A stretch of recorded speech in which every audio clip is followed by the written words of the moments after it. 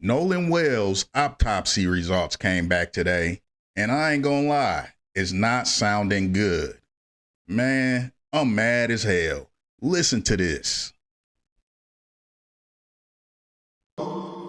Gladly listen to you take any information as we try to put together this puzzle of what happened to Nolan Wells. And today we're going to add some more parts to this puzzle because my legal team and I, we stand for truth, no matter who it implicates or who it exonerates.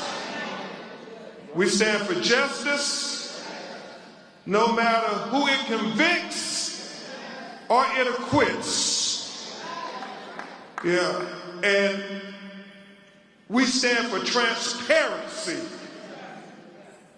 because we got eyes that can see, and we don't need government officials having to narrate it for you and me. We can see it for ourselves. Right. Transparency. That leads to the truth. The truth is the foundation for accountability and justice. Right. And that's all we're seeking, as Christina Elmore said from day one. That's right. So with that, and Christina Elmore, if you all want to sit, we're about to go through this autopsy. I know it may be a little emotional. Thank you, President. I feel sorry for them too.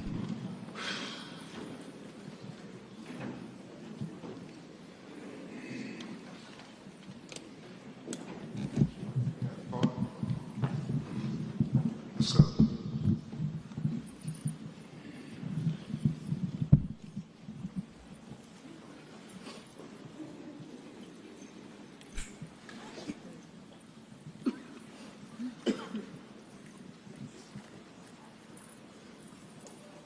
As we begin to present the preliminary findings of the autopsy, we want to especially thank Mr. Colin Kaepernick for not thinking it robbery to pay for the autopsy. That's right. Shout out to Colin Kaepernick, man. He really looked out. First, let's go with the first one.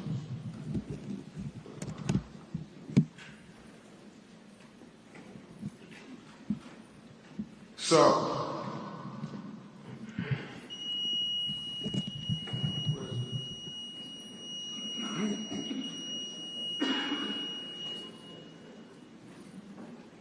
I ain't gonna say a lot through this video. I'm gonna just listen, man.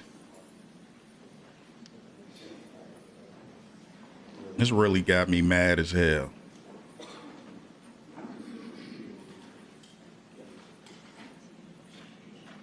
I mean, I got a son that's just a little bit older than Nolan, man. So it really hits home for me.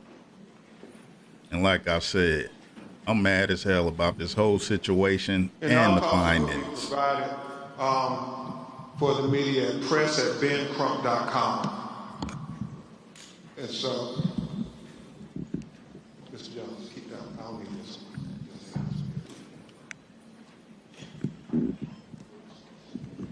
So, for this.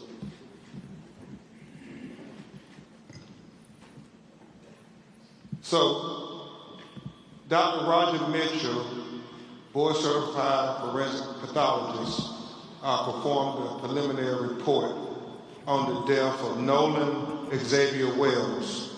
He conducted and presented this report on July 19, 2026. Preliminary report, second autopsy, death of Nolan Xavier Wells. Cause of death, undetermined, pending investigation. And we'll explain that as we go through the report this morning. The manner of death, undetermined, pending investigation. Statement of examination, This forensic pathologist was retained to perform a second autopsy examination on the body of Nolan Xavier Wells. Name of decedent, Nolan Xavier Wells, age 18 years old, race, black, gender, male, date of death, unknown. Second autopsy date was performed on July 10th, 2026. Preliminary findings, and this is significant. Focal area of red discoloration in the soft tissue of the back of the head, the occipital region. He said the etiology is unknown at this time. He said the body was received after the initial autopsy. He said the body had marked decompensation. He said corona incision of the scalp, brain removal, Y-shaped incision of the anterior torso, and he talked about the organs being removed, as is common, accompanied in the body cavity. And that when you have an autopsy, the organs are removed from the body and they are dissected and examined. And then they are put back in a bag within inside the body. So when they're buried, their remains will all be with them. But in this occasion, if there's going to be a second autopsy, then the organs are put in the body cavity so the second pathologist could be able to examine the organs as well. Very significant for Dr. Mitchell was that the anterior inner neck structures were absent, not received with the body. And we'll explain that in just a minute. And then it talks about the additional procedures performed during the second autopsy. And we'll go into the paragraphs on that there because he explains it better in his narrative. So where's the first page of the discussion? Not the diagram yet. Diagram over there.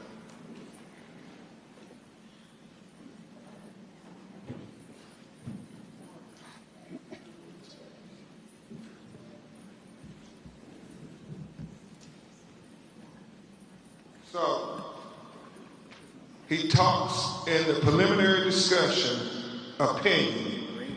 This forensic pathologist identified several limitations during the second autopsy that create barriers to establishing a definitive cause and manner of death for Nolan Xavier Wells. And that's important. He talks about the fact that we didn't get to see the body when it was first recovered, like the medical examiner working for Mississippi would have seen. He talked about the second autopsy performed on Nolan Wells revealed marked decompensation or changes. Marked decompensation can obscure the presence and absence of bruising on the skin surface, especially during a second autopsy examination. What he's saying, because the body was so decomposed that you couldn't tell if there was bruises or abrasions on the body when he That makes sense. received it on the 10th of July. That makes sense. For these reasons, additional dissection procedures not performed during the first autopsy examination were performed to rule out potential blunt force injuries responsible for the death.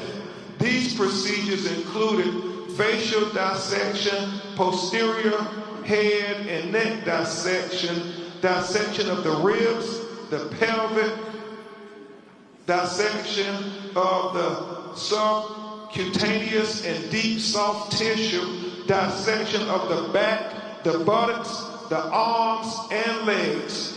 He did all of this to rule out things. He ruled out there were no fractures or deep tissue injuries identified. This was very important because he wanted to be very thorough and very transparent, because transparency is the key to getting to the answers of why Nolan Wells is not with us.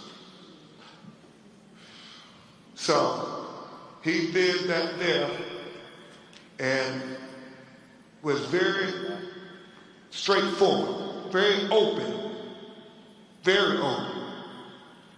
He says, however, dissection of the back of the head during the layered posterior neck dissection revealed a 12 by 8 inch focal area of red discoloration in the deep soft tissues overlaying the occipital bone. And he talked about how he found red discoloration when he cut open into the back of his head towards the occipital bone, and he saw the red discoloration, and we actually saw the pictures of it. It's significant. You can't help but notice, why is this dark red here in the back of his head? So he must have got hit in the back of his head at some point in time. And so he was important to note that in his report. He said that etiology of this finding is unclear. There are no lacerations of the overlaying skin nor fractures of the underlying skull. These findings are inconclusive for perimortem injury due to both the extensive decomposition and the absence of associated injuries. This finding, however, is significant enough to be highlighted in this preliminary report for further investigation. It is important to reiterate that the finding could not have been observed in the first autopsy because the posterior head and neck dissection were not performed. He said another limitation faced by this forensic pathologist was the absence of the anterior internal neck structures. The trachea and the laryngeal cartilage, the thyroid horn, and the hyoid bone were not received with the body. What? Why was that not received with Nolan's body? His throat was missing. Why didn't they send everything, man? It sounds like they're trying to cover this up, man. Mississippi is trying to cover up this case, man. So he's saying that the throat was not received with the body when he got Nolan Wells' body in Washington, D.C. to perform. That's crazy, man. And that definitely sounds like they're trying to cover something up and they're trying to protect them boys. It's dirty work, man. I knew that it was going to be some dirtiness when I heard that Mississippi was doing the autopsy first. The second autopsy. And so let's discuss that with what he said about that. Crazy. He said, it is assumed that the initial pathologist retained these structures for additional evaluation. He said the retention of the anterior neck structures during an initial autopsy is a common forensic pathology practice. He was chief medical examiner for 7 years in Washington, D.C. Okay. And he said that if they had concern about throat or any fracture or compression of the throat, they too will hold them back. He doesn't know why they held the throat back, but they held it back because they were hiding something. Obviously. He said the throat was not with the body of Nolan Wells when he received it in Washington, D.C. to perform the second autopsy. That's wild. He said, nevertheless, a posterior neck dissection performed without review of the anterior neck structures is incomplete. Therefore, this pathologist cannot rule out injury to the neck as a contributor or a cause of death. He said he would need to have the medical examiner in Mississippi allow him to review the throat. That's why he said his autopsy is undetermined pending investigation. Mississippi need to let him see that. He need to see that then. What's going on, man? Because the initial autopsy rightfully removed and dissected each organ, there are additional limitations inherent in the second autopsy of Nolan Wells. The most significant of the limitations was the inability to directly observe the airway and the lungs for water and directly observe the stomach for gastric contents. He said it is very significant as to what the initial forensic scientists who got to review the body when it was recovered. We have heard from our call center people saying the body wasn't waterlogged. Well, we need to know those things. But unfortunately, because the body was decomposed and the organs have already been dissected, those are things we can only get from the initial autopsy. So therefore, again, the manner and cause of death is undetermined until further investigation. We are hopeful that the Mississippi medical examiner would give Dr. Mitchell an opportunity to see their photographs. I ain't gonna lie, I think the Mississippi medical examiner did a lot of this intentionally to throw off their private investigation into Nolan Wells' death. Seriously. And their observations to the condition of Nolan Wells' body closer in time to July 4th. That is very important. And we have to continue to demand transparency, President Johnson. Hell yeah.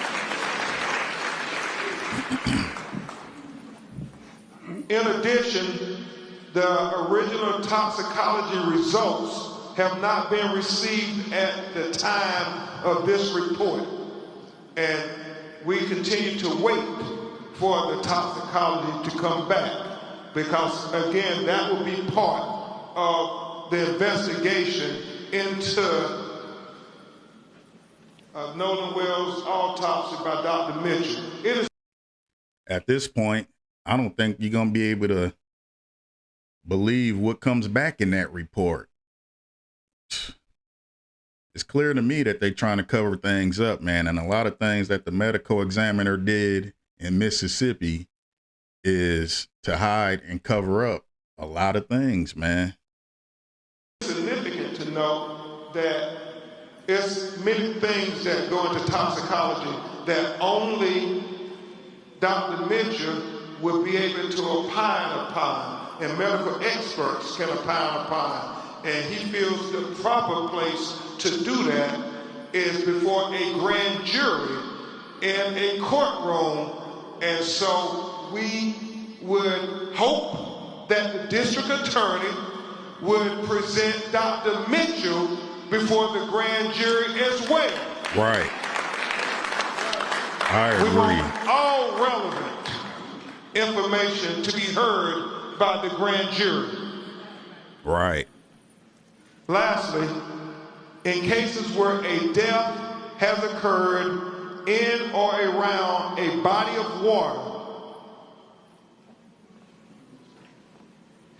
this is important.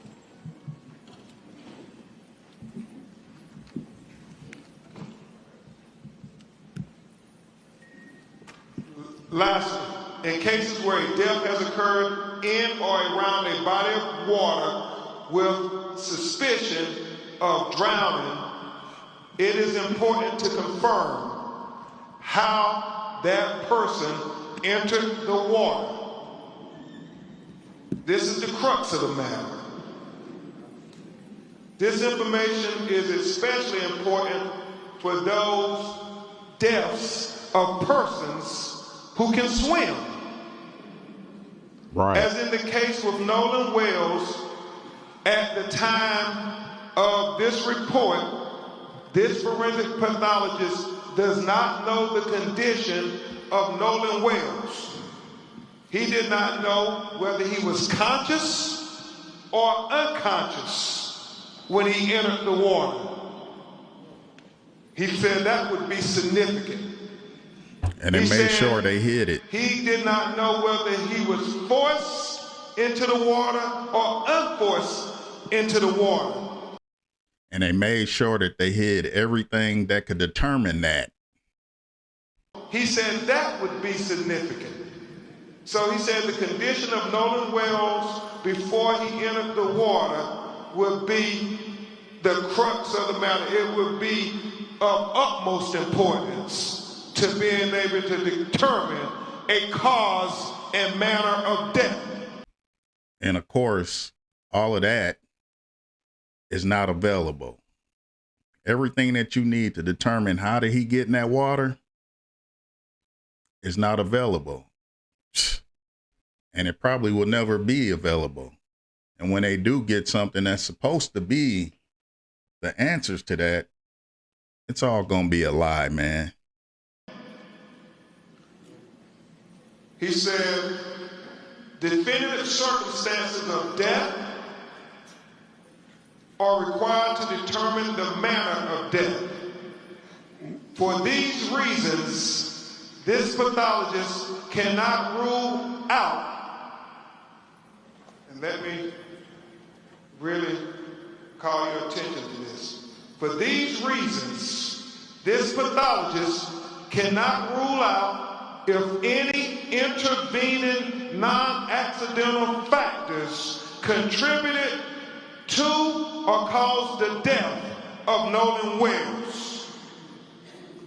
Understand, he said based on the examination of the body, he cannot rule out foul play.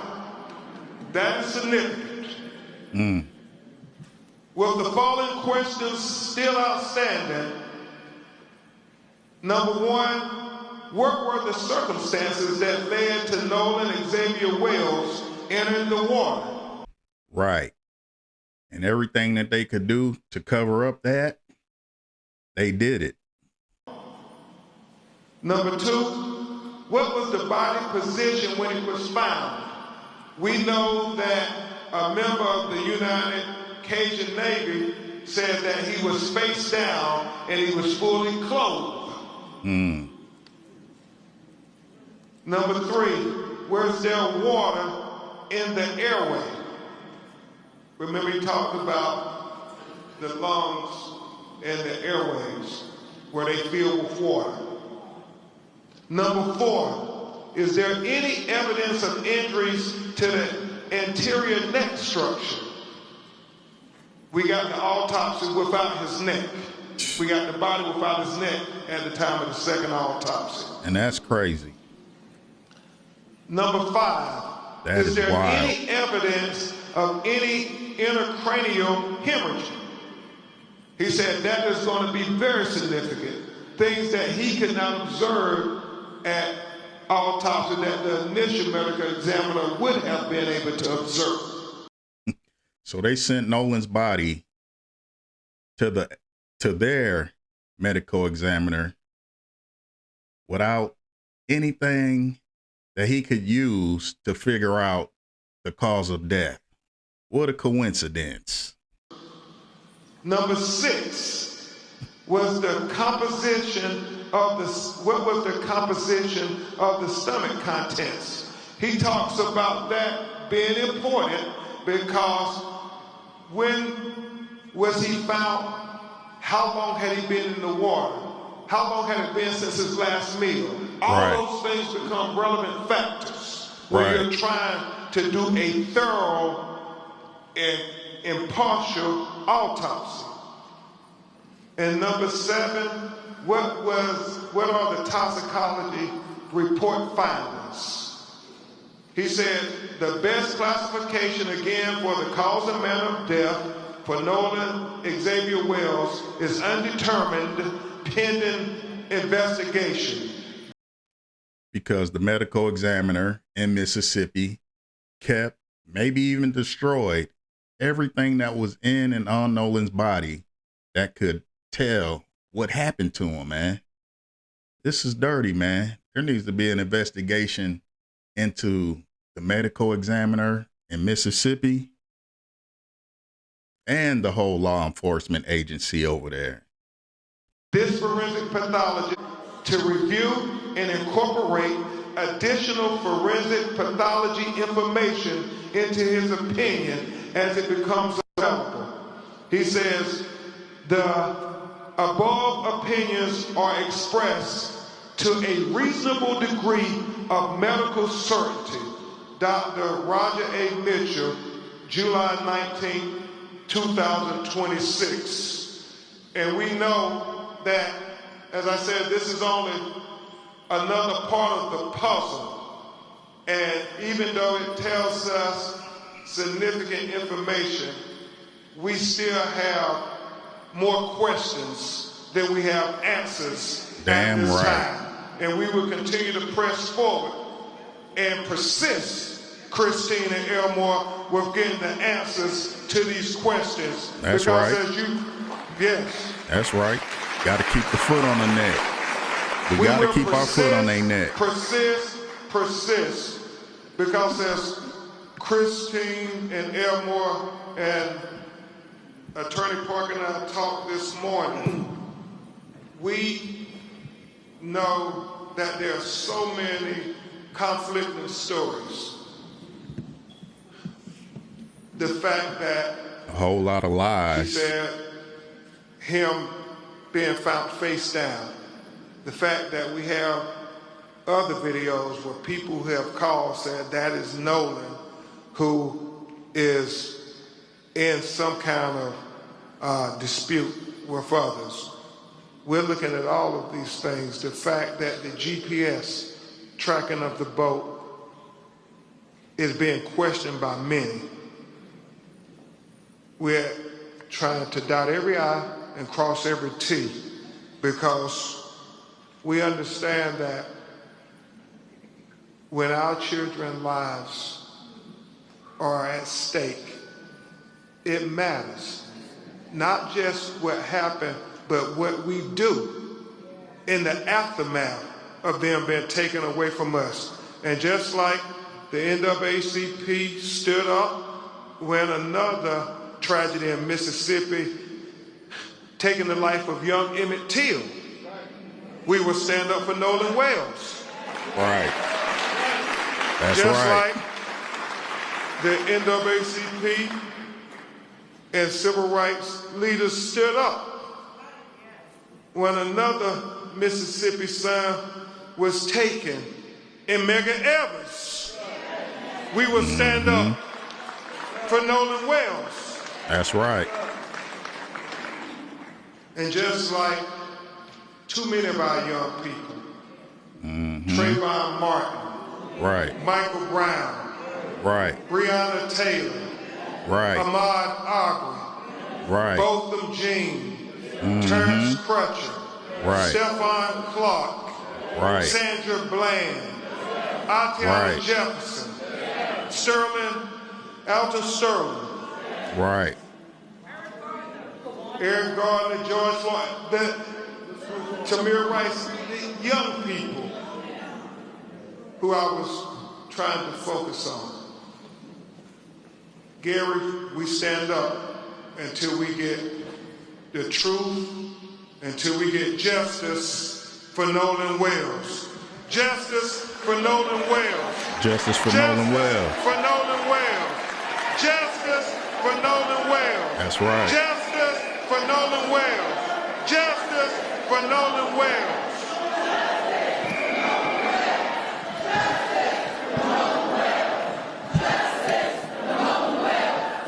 Justice for Nolan Wells.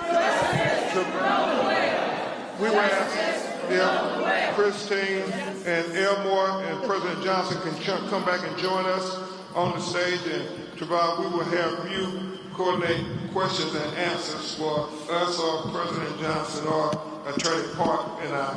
I will say this: as President Johnson comes to the stage, I was sharing this with him and Chairman Russell, Christine Clark. God knows we wish we had you at the Department of Justice now. Christine Clark. As I was sharing with President Johnson and Reverend Al and others, this is so important that we continue to talk about Nolan Wells and what happened to him, and that we get attention on him, because in getting attention on him, it brings attention, Cliff Jones, to other cases that are not getting their attention as of yet. But I'm so grateful to Christine and Elmore, because they said whatever we can do, not only to help our son, but to help these other young black boys who was killed That's right. the July 4th holiday. And I want to take a moment before we answer your questions to talk about two other young black men, both 18 years old, who were killed in extraordinary ways that are very similar to Nolan. President Johnson, 18-year-old Daniel Irvins went on a fishing trip, out on a fishing boat with two other young men. He was the only black. It is alleged that he ended up accidentally drowning, but his two white friends got his cell phone and threw it away, got his clothes and threw it away, and then went and deleted all of their text messages with him in social media. Sounds familiar? And they've only been charged with tampering with evidence. And his mother is crying out that they should be charged with murder, because if they would lie about his cell phone and his clothes and deleted messages, then they will lie about what really happened to Daniel Irvins. I agree. And then there's the matter of President Johnson, Christine Clark, of 18-year-old Tyler Smith. Tyler Smith, on 4th of July, was at a house party with about 10 other people. He was the only black person at the house. He somehow ends up shot in the head, dead. Wow. Some of the friends get rid of the gun. The police show up. They tell the police it was an accident. It was an accidental shooting, that they were playing Russian roulette. and Tyler Smith ended up getting killed. And apparently, wow. Christine Clark, President Johnson, the police just took their word for it. I'm sure they did. His mother and grandmother are incensed. They asked the police, did you do a gunshot residue test on his hands? And the reason they said they had to call us, like Daniel Irvin's and Nolan Wells' family, because the police told them, President Johnson, that there was no need to do gunshot residue on his hands or any of the other people in the house because I don't understand this logic, but they said if they were playing Russian roulette, then all of them would have gunshot residue on their hands. So we don't need to do gunshot residue tests. What? It makes no sense whatsoever. Right. So they're taking the word of these 10 people that your son just killed himself.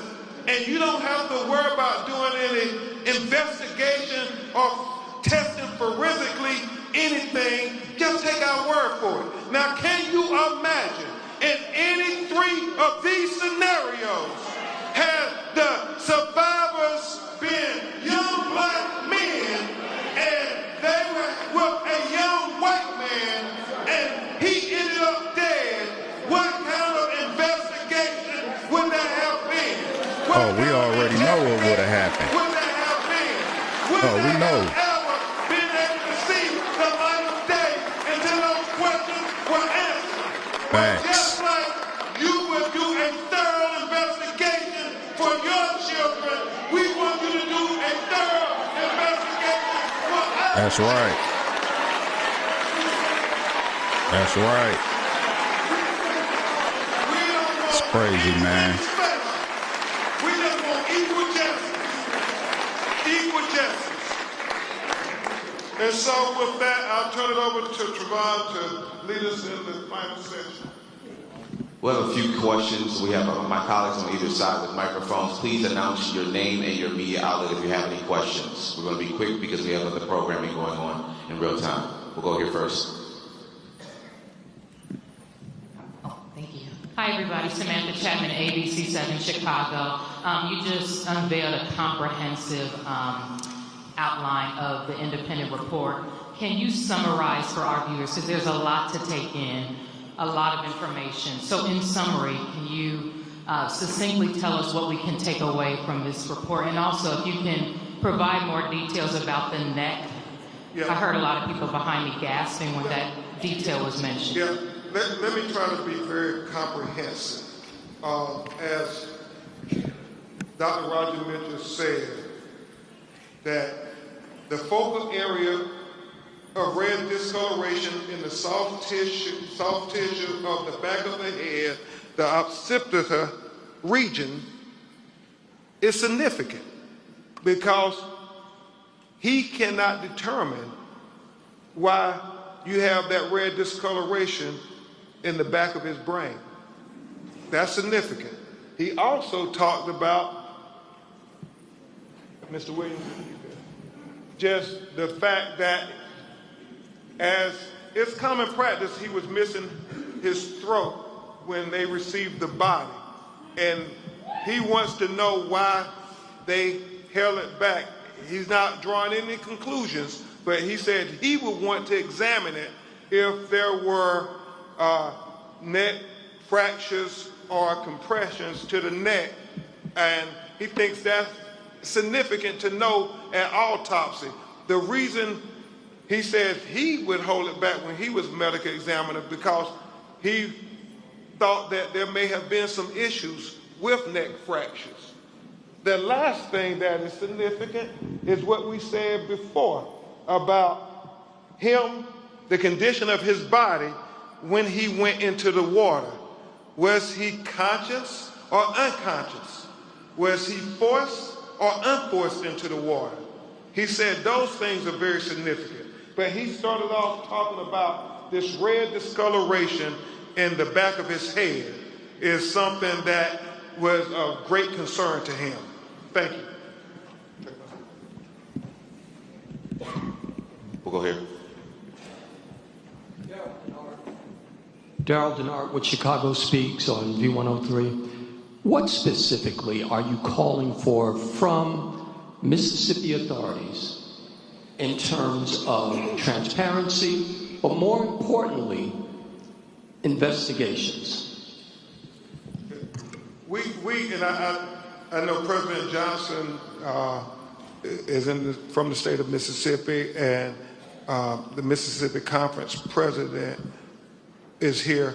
They're calling, as we are, for a fair, impartial, comprehensive investigation.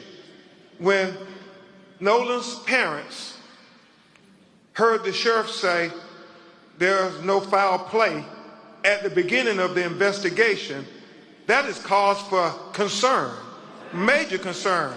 You haven't even investigated, but you're saying no foul play. And so we want them to dot every I and cross every T. You know, we had a meeting with the district attorney, and we expressed to them about our lived experiences. The fact, and you know, they said that's not what happens in her office, but we said we believe if the roles were reversed and there were 3 young black 18-year-olds and there was a white 18-year-old who was with them and he ended up dead, we don't believe that those young black men would not have been interrogated to the full extent of the law. We believe that it would not have been a choice whether they were going to cooperate with law enforcement if their lawyers and them were going to cooperate. No, they would have been held until they gave answers. They would have been held until they explained the cell phone in their possession. They would have been held until their cell phones have been examined. And so whatever you would do, had the roles been reversed, we want you to do the same thing for Nolan Wade. Yeah, that's right. We have time for one more question, and then we're going to have a prayer with our Religious Affairs Committee with the family. One more question here. What's there? I'm Tiffany Walden with the Tribe in Chicago. I know that we're talking about a transparent investigation, but for families and people who are watching, can you kind of give a breakdown or a timeline to the best of your ability of the contact that you've had with Mississippi authorities or Ocean Springs authorities or the Cajun Navy? Have you all talked to them? Do they call you after the initial autopsy? Is it just radio silence from them? Do you have to call them? Can you kind of walk us through that process? So, the last time we actually spoke with local authorities, which would be the Sheriff's Department, was I think a day or two after his body was found. That was only initiated by me. I sent him a text message. I was like, hey, this is Christine, Nolan's mom. I just want to see if there are any updates. Basically, he called back. There were no updates. He's like, we're still interviewing. And again, my concern, and also my husband's concern, was it was not even an hour that his body had been removed. And the sheriff came out and said, this is, accidental drowning. We don't think there's foul play. Nothing to see here, ma'am. That is why we're doing what we're doing and why we're moving the way we are. Right. Because I sat there and asked them, please take this case as if this is your child, your family member, your whatever. And they promised that they would, but when you make statements that straight out the gate, that's an issue. Right. We did meet with the DA. She did promise, transparency and all of this, all of that. However, damage has already been done because now that's the narrative that's being pushed by the general public, who again, know nothing really, only what they're hearing from other people. So in addition to that, it's all these things coming up. And at the end of the day, like I said before, any parent that would be in this situation, you would do anything to find out what happened to your child. And that is what we're here to do. It is very important to note that this narrative, this suggestion that it was an accidental drowning, nothing to see here, is troubling, even if that's the case. There were 300 to 400 people out on Horns Island. You mean to tell me nobody saw anything? Nobody can tell us anything about what happened to one of the few black people that were out there on that island that day? It just doesn't add up. The fact that they're saying Nolan said that he would stay behind, but yet an 18-year-old kid would not want his cell phone if he was going to stay behind. The fact that, you have the young lady saying that he said he was going to get back on the boat with the boys, and then the boys saying no, he said he was going to stay behind and talk to her. If that was the case, don't you believe Nolan would have said, give me my cell phone, I'm going to stay behind. Give me my car keys, I'm going to stay behind. Right. It's not adding up. And not so we're going to keep fighting and digging until we get the answers, transparency, the truth, the accountability, and justice for Nolan Wells. That's right. Justice for Nolan Wells. Justice for Nolan Wells. Justice for Nolan Wells. Justice for Nolan Wells. Justice for Nolan Wells. Justice for Nolan Wells. Justice for Nolan Wells. Justice for Nolan Wells. Justice for Nolan Wells. Justice for Nolan Wells. Man, this here is a damn shame. And it's no coincidence that a lot of the organs and body parts that the second medical examiner needed to determine what exactly happened, what went down, what Nolan Wells was missing. This got me mad as hell, man. Let me know what y'all think down in the comments about this. It's big Lamar, not the little one. Like this video, share this video, and subscribe to the channel. We can't let this get swept under the rug, y'all. I'm gone.